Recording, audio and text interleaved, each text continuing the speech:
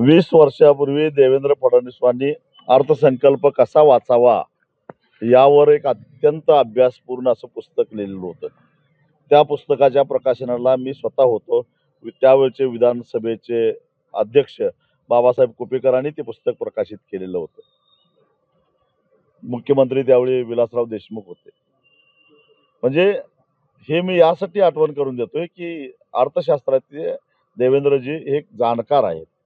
असं असताना महाराष्ट्राच्या आर्थिक स्थितीची खडानखडा माहिती असताना त्यांनी 2024च्या विधानसभेच्या निवडणुकीमध्ये महाराष्ट्रातल्या शेतकऱ्यांना सरळ सरळ फसवलेलं आहे.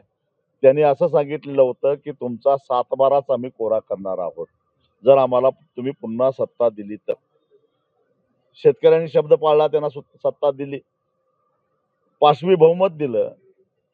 मग आता 7/12 कोरा करायची जबाबदारी त्यांची होती.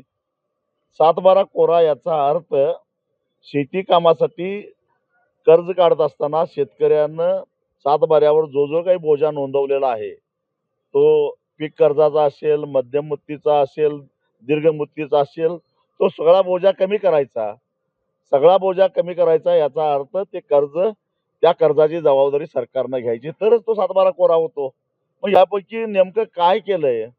म्हणजे मुख्यमंत्री म्हणजे विचारांती 7/12 म्हणजे एकदा बोलले नाहीत ते. 7/12 कोरा, कोरा, कोरा असं 3 वेळा बोलले. म्हणजे विचारांती जे आश्वासन दिलेलं होतं, ते पाळत नसतील, तर ही कर्जमाफी कसली म्हणायची? कसली कर्जमुक्ती म्हणायची?